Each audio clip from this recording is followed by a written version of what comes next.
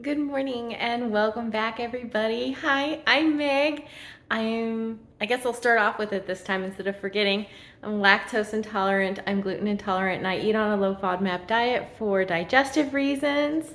And welcome to What I Eat in a Day. And today the weather, it's starting to finally cool down. It's still pretty warm where I live. Obviously, I'm still going sleeveless. But yeah, it's finally starting to cool down a little bit, and that's getting me into like the cozy food mood. So I wanted to try a whole bunch of new recipes today, and see if they're number one, if they're any good. And I think it'll definitely hit like that cozy mood that I'm going for like, the fall into like winter time. I started off with last night. I actually took a chance. I was looking up like gluten-free, no-knead bread recipes. So I was looking them up, and I realized that they're basically almost the same as the classic New York Times no-knead bread. So I just did the New York Times no-knead bread, but gluten-free. Here is the gluten-free version. I also did a normal version for Mike so that he could have some bread too. The silicone lid is stuck. And there's that right there. They still have a few hours left before I need to get those going. So I'm excited because nothing says like cozy time to me than a piece of like toasted, crusty bread with a little bit of butter and some homemade jam. And yes, making homemade jam. If you guys saw my grocery haul, I got a whole bunch of late season strawberries for like a really good price. So I'm thinking I'm going to make some like strawberry chia jam with that. Sound like with cinnamon in it. Oh, because that just sounds so good. So I'm gonna give that a try. I found a recipe for like raspberry chia jam. I'm just gonna change it to strawberry because that's what you just have to do sometimes. And but for breakfast, I found a recipe for gingerbread oatmeal. And doesn't that just sound like flipping amazing? So that's what I'm gonna be doing for breakfast. And also, guys, I got this right here. I have a whole bunch of jewelry that's old. Like almost all the jewelry I own is at least 10 years old, and some of it's going on like 25 years old, and I do my best to keep it clean, but it's starting to like get pretty dull. I used to take it to the jewelry store, but I don't really go to the mall. I don't have a mall convenient to me anymore. So I figured I would get my own little ultrasonic cleaner and give it a try and see if it does good. So we're gonna give that a go today. No, mister. Excuse me. Are you selling those strawberries? Hmm? Yeah, I know you. Oh, and I've been trying to figure out what dish I'm going to make for the holidays for myself because everybody in my family eats pie. And pie is kind of like a rough road right now for me. It's not something like I know I can make a gluten-free crust and I know I can make dairy-free ingredients, but put together could be like an iffy thing. And I don't really feel like, because I'm already going to be eating a lot of other really rich foods, I don't want to eat anything else like super crazy. So I'm going to try making a blueberry crisp recipe that might be a little bit more friendly. So that's going to be like something I'm trying today too. So yeah, this is what my day is going to be like, experimenting with recipes, trying new things. I might like just get on to like Pinterest or something and see if I can find anything else that looks good to try today. So let's do it. Yay. All right, all the ingredients in this recipe I had, it's actually a low FODMAP recipe. Of course, all of them are going to be linked down in the description box, guys. But this is it. It does require peanut butter. This is the peanut butter I use, and the reason I like this one is because, right there, the only ingredient in these ones is peanuts. The less additives I have to anything, the better, and I really like this peanut butter. And it's actually, for a natural peanut butter, it's not that expensive. I also forgot this. Actually, one thing that I want to do is try to make my own oat milk. It looks pretty easy. That's, I think, something I'm going to try one day too. All right, they even say that you could like mix this up and do this as overnight oats if that's something that you're into. But I'm gonna go ahead and throw this in the microwave for a couple of minutes and we'll see what it looks like in the end. There's what it looks like when it came out. I think 2 minutes was a little bit much. They look a little overcooked, but it will be fine. I decided to make up some kind of cream cheese frosting replacement. It's just some of my homemade lactose-free yogurt with a little bit of vanilla protein powder. And I'm just gonna like zhuzh it over the top. I think it'll look pretty, and that's what's most important. There we go, make it pretty. As best as I can. I'm not good at this, doing this stuff. Oh, voila. I don't think it looks too bad. I'm not the best at doing pipetting stuff, but there it is. Also having 65 grams of strawberries that I showed you guys earlier on the side. I'm excited for this breakfast. I really, really am. So I'm gonna go dig in and enjoy. If you make this, that topping, it's kind of necessary. It's super good. It like takes it over the top. In case you guys are wondering, yes, I am having a cup of coffee in my check me out cup. Just plain black coffee today. I'm really excited about this ultrasonic cleaner, so I'm just gonna like dig into it and get it out and see what it's all about. I grabbed a whole bunch of different kind of jewelry. I've got white gold, I've got silver, I've got yellow gold, I've got some Black Hills gold in here. I've got some larger gemstones, I've got some smaller gemstones. This one in particular, this necklace is like 25 years old. It's very dirty. So those are going in the basket. I've got a couple of different rings here. I've got one with a big gemstone on it. This is my wedding ring, which obviously I don't wear because when you bloat a lot, sometimes jewelry doesn't fit and then 20 minutes later you can't get it off. So right now I'm not wearing my wedding ring. I wear a silicone one. But I've got this Black Hills gold ring too. It's got lots of nooks and crannies on it. It is extremely, extremely dirty. I don't know if I've ever cleaned this one. And then I also have a band off of my watch. It's got some grime on it next to these little things that you pull back to connect it to the watch. It's got like a texture to it, and it gets really dirty, and it's white, and it's really hard to clean. I'm kind of excited to be able to get my jewelry clean without having to take it to the jeweler. And this has like multiple uses. Like I can clean my glasses off with this. I have another pair of glasses that has like a whole bunch of texture on the side of it, and it's so difficult to clean, so I don't wear them very often. They're really similar to these ones. They're red. I like them, but pain in the butt to clean, so I very rarely wear them. So I'm excited to see if this will work. Maybe I'll put it for like 380 seconds and see how that does. Okay, it just finished.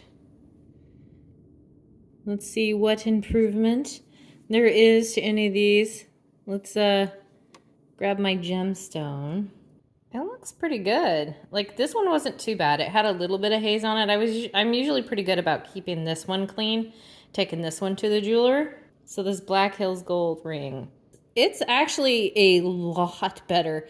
There was so much blackness on this. It looks a lot better, but it definitely, I could probably do like the dish soap and it'd be even better. And then this guy, better. Like definitely better. But it could definitely, I think, go for some dish soap too. So I'm gonna probably throw that one back in. Yeah, I guess for a first time run, I can recommend this little guy. It was pretty cheap. And yeah, now I need to empty out this gross water. Don't drink that. Don't stick your face in that, please. Thank you.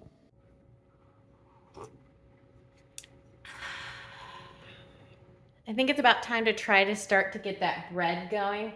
I've got the oven preheating. I'm gonna start off with the gluten-free one, and then I'll do the regular wheat one because I just really want to try this out. And I'd like to have it for lunch, like some bread for lunch.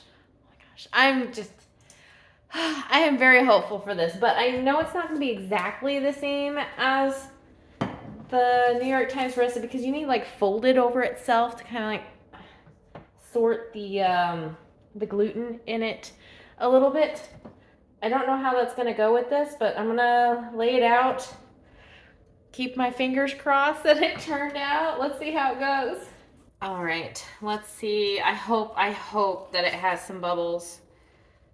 It does. It has some bubbles. It does smell a little bit yeasty. That's good news. I don't think you really need to probably cut this with like the razor cut since it's not, maybe, I don't know. Should I do it? We'll try it. We'll try doing like a big cut in it. I don't know if it'll make a difference. But there we go. It's on the second rise. I got just a wet rag here. Throw that over the top. Come back in like 15 minutes and see how it looks. Hopefully a cat doesn't get into this in that time. In proper gluten-free bread fashion, it took a little bit longer for it to get a little bit more of a rise on it, so it's probably about closer to 35 or 40 minutes than the 15. But I'm gonna go ahead and try not to kill myself pulling this hot Dutch oven out of the oven and put the bread in it, so wish me luck. Oh, also guys, the recipe that I found was for raspberries, and I didn't have raspberries, but then I remembered I had frozen raspberries for the chia seed pudding, or chia seed jam, so I pulled them out. I've got them thawing right now. So yeah, I'm gonna have raspberry jam on it instead of strawberry.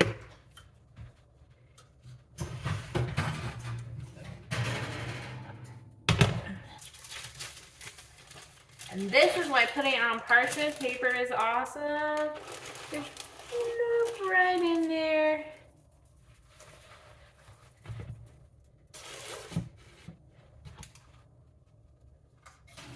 I have to double check, but I'm pretty sure that goes in for 30 minutes uncovered and 30 minutes covered and 30 minutes uncovered. I'll double check, but yeah. I'll see you guys when it's done. I'm excited. There it is, guys. It actually looks super, super good. I'm really excited. It ended up taking an extra, I want to say 10 minutes to get this nice golden brown to it. And when I took the lid off, I also got the wheat one for its second rise. So I'm going to go ahead and pull this one out of the pan, put it on a mesh rack to cool, and then I'm gonna stick the wheat one in the oven to cook for Mike. Oh, I'm so excited. I need to let it cool for a few minutes. And then I'm gonna dig in. I can't help myself. I also got that raspberry chia jam jelly done. It literally took 4 seconds, especially since the raspberries I had were frozen. They were already so soft. You just mash them up, put them with chia seeds and a little bit of sweetener. I only used half of what the recipe said. And boom, you can let it set for 10 minutes. Done. So that was easy as pie. Okay, it's still probably could use it with cooling a little bit longer. It is a little doughy. Probably because it needs to cool a little bit longer. But yeah, it's not too bad. Smells good. It is a little doughy, but it's not bad. It's dense like whole wheat bread. I'm really happy with this. Maybe a little bit of modification to try to get bigger bubbles. Maybe I will like proof the yeast first or something. But man, this is making me want to make baked potato soup for dinner. Not what I intended to make for dinner tonight, but now I'm kind of gonna do it. We're definitely having baked potato soup for dinner so I can have some bread with it. Oh, Now I'm excited. I have a little bit of this with the jelly.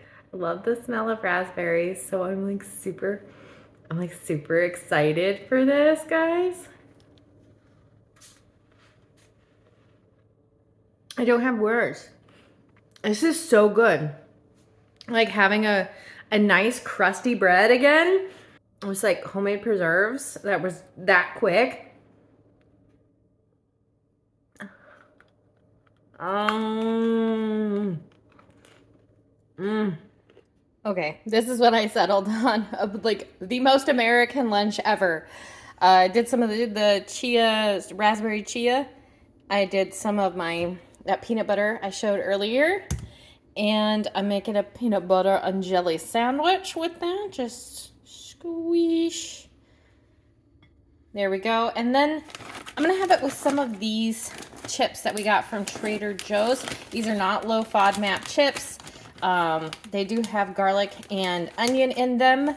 But if you can have garlic and onion like I can on my phase 3, these are kind of seasoned a lot like stuffing. They're not exactly the same, but they're pretty good. So I'm going to have it with a serving of that for lunch. Yep. World's most American lunch. Probably.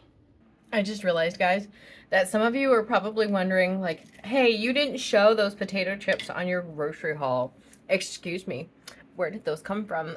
We actually have built into our budget like a junk food fund that's separate from our normal food budget. So if we want to go and grab something out, if we want to go, get like a latte out, or if we see something like that at the grocery store, we throw that into our junk food, our eating out budget. So that is not included in our normal food budget. It is like an extra special thing. So if any of you are wondering why I'm sitting here munching on potato chips that weren't on my video, that's why.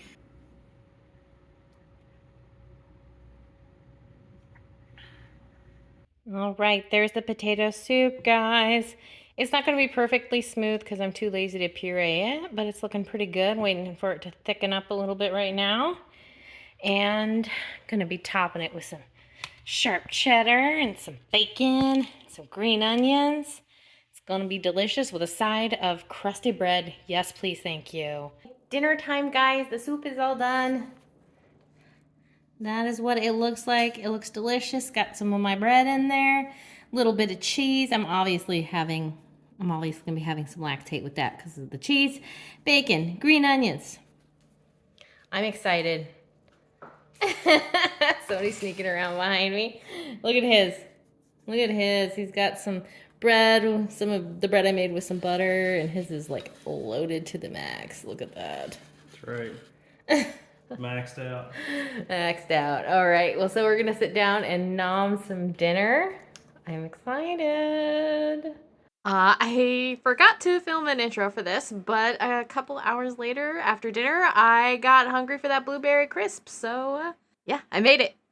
I'm just about to serve myself up some of this blueberry crisp.